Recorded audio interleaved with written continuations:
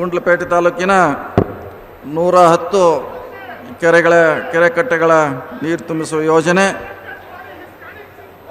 ಈ ಕಾರ್ಯಕ್ರಮದ ಉದ್ಘಾಟಕರು ಸನ್ಮಾನ್ಯ ಶ್ರೀ ಮುಖ್ಯಮಂತ್ರಿಗಳ ಸಿದ್ದರಾಮಯ್ಯನವರೇ, ಉಪಮುಖ್ಯಮಂತ್ರಿಗಳು ಸನ್ಮಾನ್ಯ ಶ್ರೀ ಡಿ ಕೆ ಶಿವಕುಮಾರ್ ಅವರೇ, ಸಮಾಜ ಕಲ್ಯಾಣ ಸಚಿವರು ಡಾಕ್ಟರ್ ಎಚ್ ಸಿ ಮಹದೇವಪ್ಪನವರೇ,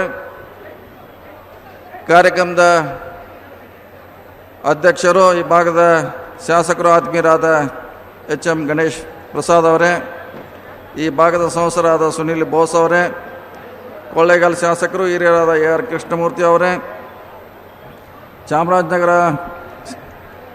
ಶಾಸಕರಾದ ಪುಟ್ಟರಂಗ ಶೆಟ್ಟಿ ಅವರೇ, ಮರಿಸ್ವಾಮಿ ಅವರೇ, ಜಿಲ್ಲಾ ಗ್ಯಾರಂಟಿ ಅಧ್ಯಕ್ಷ ಎಚ್ ವಿ ಚಂದ್ರು ಅವರೇ, ನಂಜನಗೂಡು ಶಾಸಕರಾದ ದರ್ಶನ್ ಅವರೇ, ವೇದಿಕೆ ಮೇಲುವಂಥ ಎಲ್ಲ ಗಣ್ಯರೇ, ಅಧಿಕಾರಿ ವರ್ಗದವರೇ, ಇವತ್ತು ಗುಂಡ್ಲುಪೇಟೆ ವಿಧಾನಸಭೆಯ ವ್ಯಾಪ್ತಿಯಲ್ಲಿ ಬರುವಂಥ ಸರ್ಕಾರದ ವಿವಿಧ ಇಲಾಖೆಯಲ್ಲಿ ಸುಮಾರು 523 ಕೋಟಿ ರೂಪಾಯಿಯ ವೆಚ್ಚದ ಉದ್ಘಾಟನೆ ಇರ್ಬೋದು, ಶಂಕುಸ್ಥಾಪನೆ ಇರ್ಬೋದು. ಬಹುಶಃ ಇವತ್ತು ಈ ಭಾಗದ ಈ ತಾಲೂಕಿನ ಸುವರ್ಣಾಕ್ಷರದಲ್ಲಿ ಬರೆದಿಡುವಂಥ ಕಾರ್ಯಕ್ರಮ ಅಂತ ಕೂಡ ನಾವು ಭಾವಿಸ್ತಾ ಇದ್ದೇನೆ. ಶಾಸಕರು ಭಾಳಷ್ಟು ಮುತುವರ್ಜಿ ವಹಿಸಿ ನನ್ನ ಭಾಗದಲ್ಲಿ, ನನ್ನ ತಾಲೂಕಿನಲ್ಲಿ ಸಾರ್ವಜನಿಕವಾಗಿ ವಿವಿಧ ಇಲಾಖೆಯಿಂದ ಕಾರ್ಯ ಆಗಬೇಕು ಒಂದು ಪ್ರಯತ್ನದಿಂದ ಇಷ್ಟು ಸುಮಾರು ಬೇರೆ ಬೇರೆ ಇಲಾಖೆಯಿಂದ ಕೆಲಸ ಅಂತ ಮಾಡಿದ್ದಾರೆ.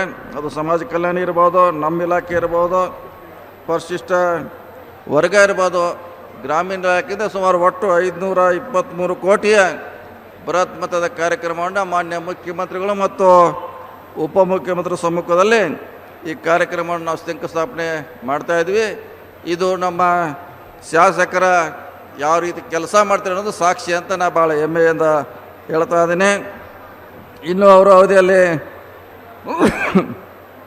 ಭಾಳಷ್ಟು ಕೆಲಸ ಈ ಭಾಗದಲ್ಲಿ ಆಗಲೇ ಅವರೊಬ್ಬ ಆದರ್ಶ ಉತ್ತಮ ಶಾಸಕರಾಗಿ ಹೊರಹೊಮ್ಮಲಿ ಅಂತ ಈ ಸಂದರ್ಭದಲ್ಲಿ ಆರೋಪಿಸುತ್ತಾ, ಭಾಳ ವಿರೋಧ ಪಕ್ಷದವರು ಪ್ರತಿ ಸಾರಿ ಟೀಕೆ ಮಾಡ್ತಾರೆ, ಸರ್ಕಾರದಲ್ಲಿ ಹಣ ಇಲ್ಲ, ಕೆಲಸ ಮಾಡೋದಿಲ್ಲ ಅಂತ. ಬಹುಶಃ ದುಡ್ಡು ಇಲ್ಲದೇ ಇದ್ದರೆ ಇಷ್ಟು 523 ಕೋಟಿ ಒಂದೇ ವರ್ಷದಲ್ಲಿ ಕೆಲಸ ಮಾಡಲಿಕ್ಕೆ ಸಾಧ್ಯ ಇರಲಿಕ್ಕಿಲ್ಲ. ಅದಕ್ಕೆ ಇದೆ ಸಾಕ್ಷಿ, ನಮ್ಮ ಸರ್ಕಾರ ಅಭಿವೃದ್ಧಿಯತ್ತ ಹೋಗ್ತಾರೆ ಅನ್ನೋದನ್ನೇ ಇವತ್ತು ಸಾಕ್ಷಿ. ಬಹುಶಃ ಇಂಥ ಕಾರ್ಯಕ್ರಮ ಇದು ಗುಂಡ್ಲುಪೇಟೆ ಅಲ್ಲ, ಇಡೀ ರಾಜ್ಯದಲ್ಲಿ ಎಲ್ಲ ತಾಲೂಕುಗಳಲ್ಲಿ ಈ ರೀತಿ ನಾವು ಕೆಲಸ ಮಾಡೋದು ಸಾಕ್ಷಿ ಆಗಿದೆ ಅನ್ನೋ ಮಾತನ್ನು ಹೇಳೋಕ್ಕೆ ನನಗೆ ಭಾಳ ಹೆಮ್ಮೆ ಆಗ್ತಾಯಿದೆ.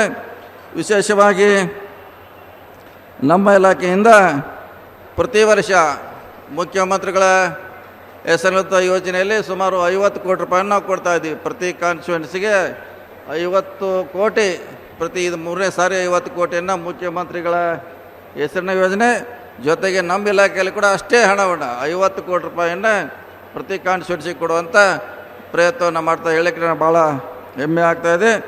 ವಿಶೇಷವಾಗಿ ಚಾಮರಾಜನಗರ ಜಿಲ್ಲೆಗೆ ಹಿಂದೆ ಮಲೆ ಮಹದೇಶ್ವರ ಬೆಟ್ಟದಲ್ಲಿ ವಿಶೇಷ ಸಂಪುಟ ಸಭೆಯಲ್ಲಿ ನಮ್ಮ ಇಲಾಖೆದ 90 ಕೋಟಿ ಹಣವನ್ನು ಕೊಡುವಂಥ ಒಂದು ಪ್ರಯತ್ನವನ್ನು ಮಾಡಿದ್ವಿ. ತಮಗೆಲ್ಲ ಗೊತ್ತಿರಬಹುದು.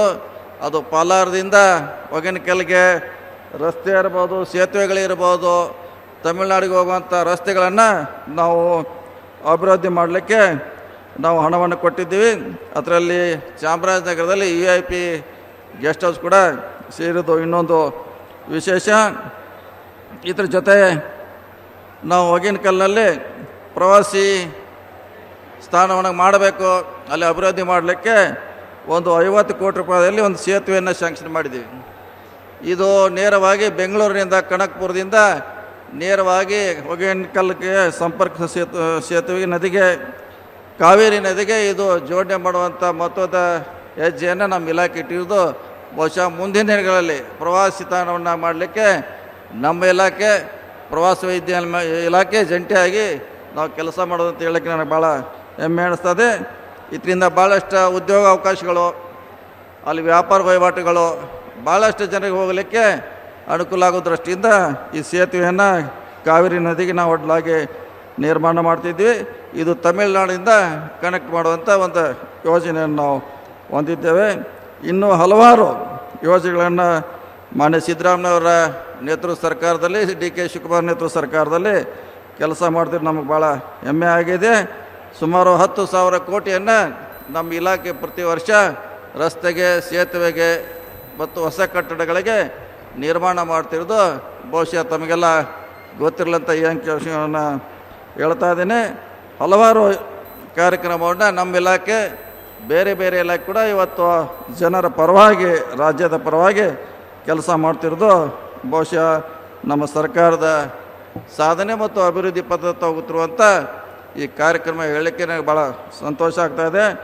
ಮುಂದಿನ ದಿನಗಳಲ್ಲಿ ಕೂಡ ಇನ್ನು ಹಲವಾರು ಯೋಜನೆಯನ್ನು ಜನರ ಪರವಾಗಿ, ರಾಜ್ಯದ ಅಭಿವೃದ್ಧಿ ಪರವಾಗಿ ಮಾಡಲಿಕ್ಕೆ ನಮ್ಮ ಇಲಾಖೆ ಬದ್ಧವಾಗಿ ಅಂತ ಹೇಳುತ್ತಾ, ಬಹುತೇಕ ಇವತ್ತಿನ ಕಾರ್ಯಕ್ರಮ ಸಿದ್ದರಾಮಯ್ಯ ಸರ್ಕಾರ ಯಾವ ರೀತಿ ರಾಜ್ಯದಲ್ಲಿ ಅಭಿವೃದ್ಧಿ ಮಾಡ್ತಂತೆ ಒಂದು ಸಾಕ್ಷಿಯಾಗಿದೆ ಅಂತ ಹೇಳುವ ಮಾತನ್ನು ಹೇಳುತ್ತಾ, ಸುಮಾರು ಕಾರ್ಯಕ್ರಮವನ್ನು, ಯೋಜನೆಗಳನ್ನು ನಮ್ಮ ಇಲಾಖೆ ಮುಂದೂ ಕೂಡ ಚಾಮರಾಜನಗರ ಜಿಲ್ಲೆ ಇರ್ಬೋದು ಅಥವಾ ಗುಂಡ್ಲುಪೇಟೆಗೆ ಕೊಡುವಂಥ ಪ್ರಯತ್ನ ಮಾಡ್ತೀವಿ.